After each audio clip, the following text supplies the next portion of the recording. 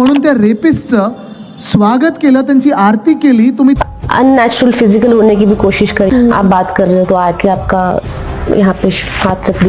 आज इस वीडियो में आपको 3 खबरों के बारे में बताने वाले हैं. नंबर 1, आदित्य ठाकरे के द्वारा एक रैली में महिला सुरक्षा को लेकर भाषण दिया गया जो कि उल्टा ही पड़ गया.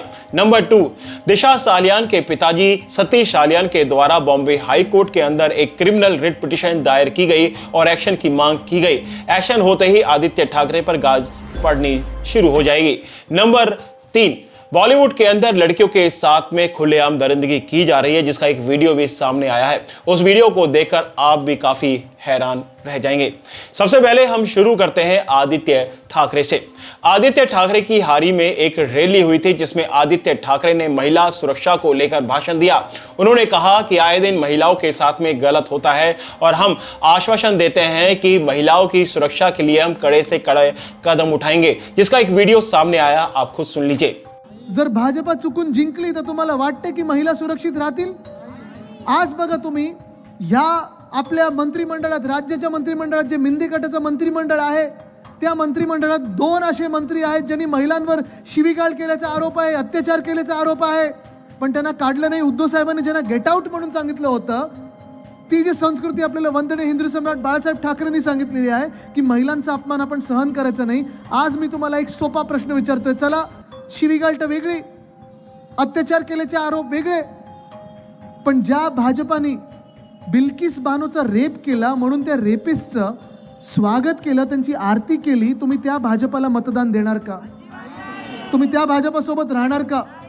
शिवसेनेची भूमिका स्पष्ट आहे, साफ आहे आणि आज पण मी त्यांना सांगतोय, दिल्लीने ऐकावं म्हणून मी हिंदीत पण बोलीन की बिल्किस बानोचा धर्म काही असेल, जात काही असेल, किसी भी धर्म की हो, किसी भी जात की हो, लेकिन जो अत्याचार करेगा उसको फांसी के फंदे ही चढ़ना पड़ेगा.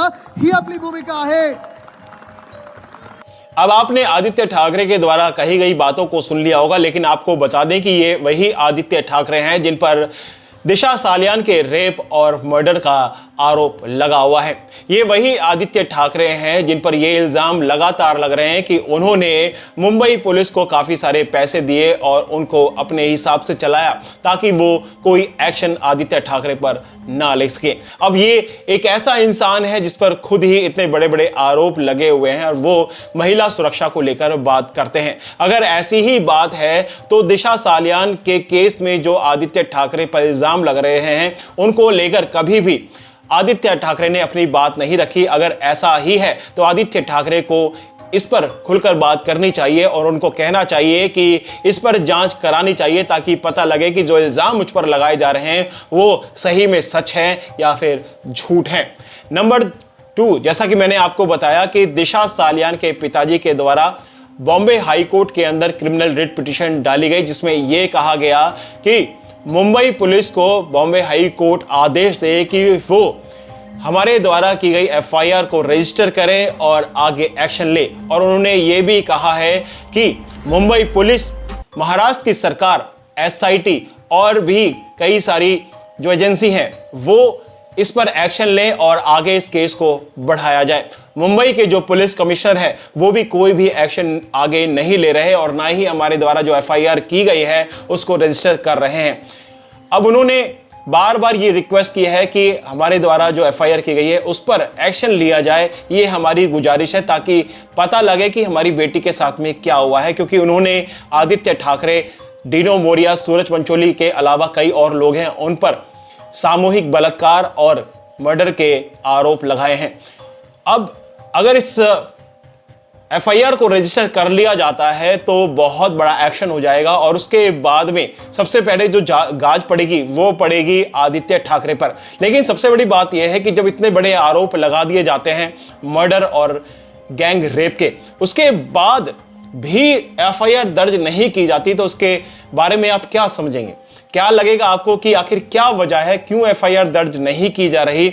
और मुंबई पुलिस भी पीछे हट रही है, जॉइंट पुलिस कमिश्नर भी पीछे हट रहे हैं, मुंबई के जो और भी महकमे हैं वो पीछे हट रहे हैं, और तो और जो प्रेजेंट की महाराष्ट्र सरकार है यानी कि बीजेपी की सरकार है, एकनाथ शिंदे हैं, वो भी इस पर कोई बात करने के लिए तैयार नहीं है. लेकिन उनके मंत्रिमंडल के कुछ मंत्री सामने आते हैं, वो ये कहते हैं कि हमारे पास सबूत हैं, लेकिन वो सबूत सामने रखते ही नहीं है।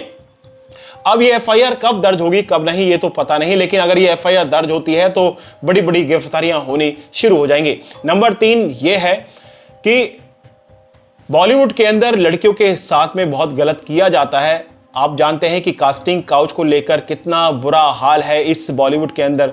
कई सारी बड़ी बड़ी एक्ट्रेसेस के साथ में बॉलीवुड के बड़े बड़े बुढ़े प्रोड्यूसर खेल चुके हैं, उनकी इज्जत के साथ में खेल चुके हैं, उनके जिस्म के साथ में खेल चुके हैं। और एक ऐसी एक्ट्रेस जिन्होंने एक मूवी के अंदर काम किया, दिल है आशिकाना, इसमें उन्होंने बहुत अच्छा काम किया जिसको लेकर उनको पॉपुलैरिटी मिली और उनका नाम हो गया, लेकिन उसके बाद भी उनको कास्टिंग काउच से गुजरना पड़ा और उनके जिस्म के साथ में खेलने के लिए कई सारे डायरेक्टर और प्रोड्यूसर आगे आए, जिसके बारे में आप खुद सुन लीजिए। तुम में क्या खास बात है ऐसी जो तुम नहीं करोगी, बाकी तो सब करती हैं, ऐसा तुम में क्या है? तो कुछ ने तो अननेचुरल फिजिकल होने की भी कोशिश करी। आप बात कर रहे हो तो आके आपका यहाँ पे हाथ रख दिया, कुछ कर दिया, या फिर बोला कि यू वेरी ब्यूटीफुल। कई बार क्या होता है आपकी सेल्फ वर्थ पे भी आपको डाउट आता है कि maybe I am not worth it. करना ज़रूरी तो नहीं है, कहीं ये ज़रूरी तो नहीं है करना। अगर मैं नहीं करूँगी तो इसका मतलब मुझे काम नहीं मिलेगा। एंड उसके बाद तो फिर एक के बाद प्रोजेक्ट्स मिलने ही बंद हो गए मुझे। अच्छे खासे प्रोजेक्ट्स मिलते थे, फिर चले जाते थे हाथ से, because I have to say no for that.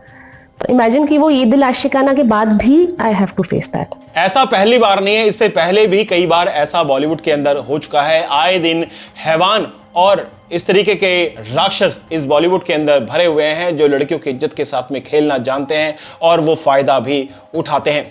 Bollywood गंदगी से भरा हुआ है, जहां पर ड्रग को लेकर, कास्टिंग काउच को लेकर और भी तमाम गंदे धंधे किए जाते हैं, जिसको लेकर लगाम लगनी चाहिए। और इस लगाम को लगाने के लिए भारत सरकार हो या फिर महाराष्ट्र की सरकार हो, उसको कड़े से कदम उठाने चाहिए, लेकिन वो कड़े कदम उठाते ही नहीं है। आखिर ऐसी कौन सी वजह है? क्या बॉलीवुड के द्वारा भारी भरकम पैसा इनके मुंह में ठूस दिया जाता है, ताकि इसी वजह से ये एक्शन नहीं ले पाते? मुंबई पुलिस, जिसको हमारे देश की सबसे जबरदस्त पुलिस कहा जाता है, लेकिन वो पुलिस भी अब पूरे तरीके से नाकाम दिख रही है।